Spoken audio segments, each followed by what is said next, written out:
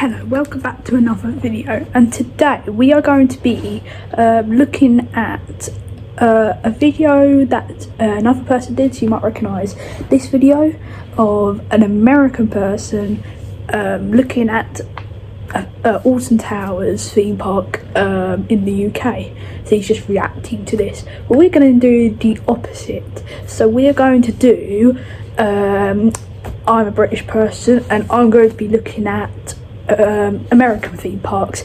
So according to Google, the best theme park in America is apparently Dollywood.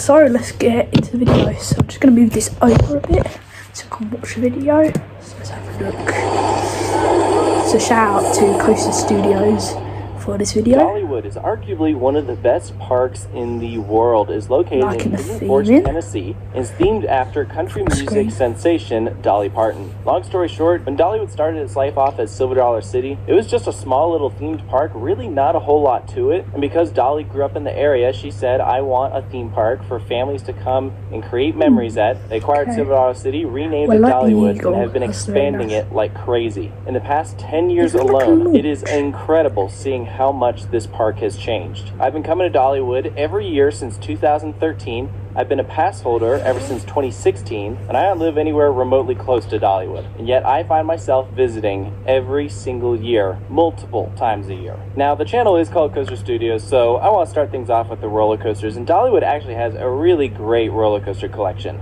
Each ride is extremely solid in its own right. You have Tennessee Tornado, arguably the best aero custom looper. Thunderhead is a fantastic GCI that they have done a lot of retracking work on recently to make it even better. Each year they're smoothing it out and it feels like it's running faster. Seriously, that ride gets better every time I do it.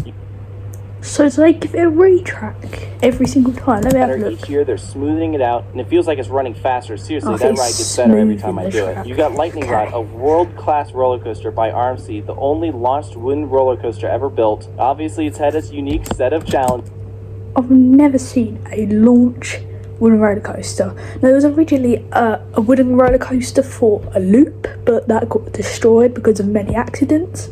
But I've never seen a launch wooden coaster. It's a bit strange, but I was wondering why it was so going so fast on the lift hill, but let's keep watching. You got to commend Dollywood for doing everything in their power to keep that ride operating so that people can enjoy it for years to come. Mystery Mine is the best themed roller coaster Dollywood. It's a Gerstlauer Eurofighter. Fire Chaser Express, probably one of the best family coasters out there. Blazing Fury, bit more of a dark ride, but still kind of a cool little experience. Wild Eagle, definitely the fan favorite at Dollywood. Everyone that goes to Dollywood is always talking about, have you done the Eagle yet? And finally, skipping over Wishbone Chaser because it's just a kiddie coaster, Dragonflyer is the last roller coaster Dollywood added. It's located in Wildwood Grove, and I'm going to go into Wildwood Grove a little bit later. I'm going to get into discussing each of the themed areas here. But this is a fun little ride, kind of those next generation Vekoma family suspended coasters. Really solid ride, great in between roller coaster for those looking to work their way up. So the bottom line here is, no matter what your interests are, what kind of rides you like, how much of a thrill seeker you are, there is something for you here at Dollywood. Now, before we get into detailed with the park itself, let's kind of walk through the experience of arriving here. You're greeted with parking toll.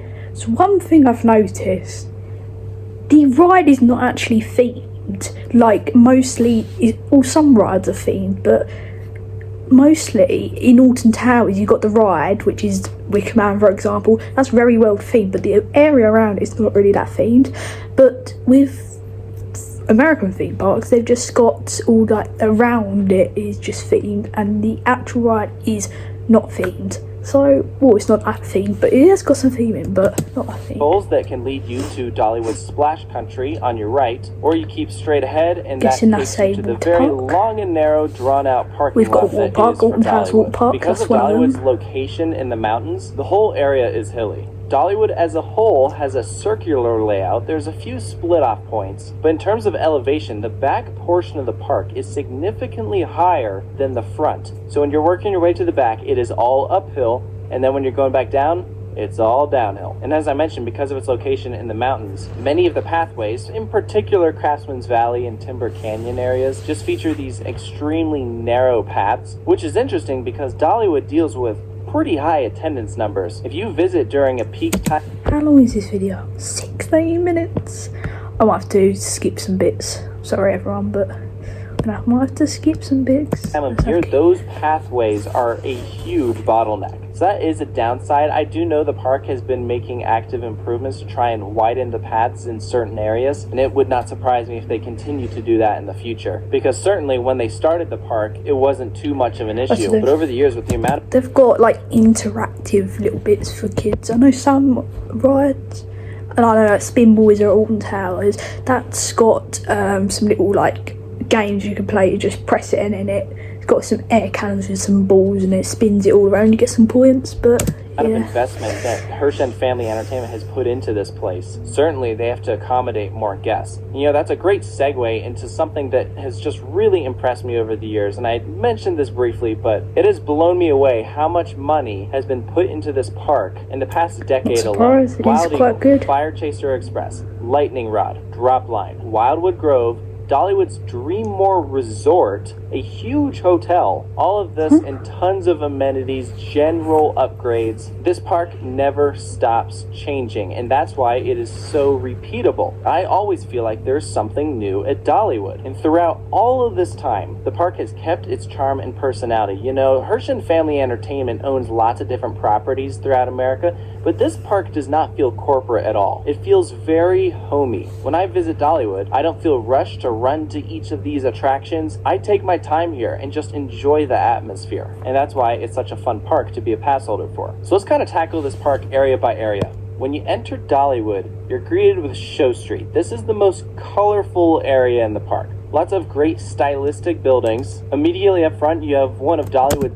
So I might have to just stop the video because I might not have enough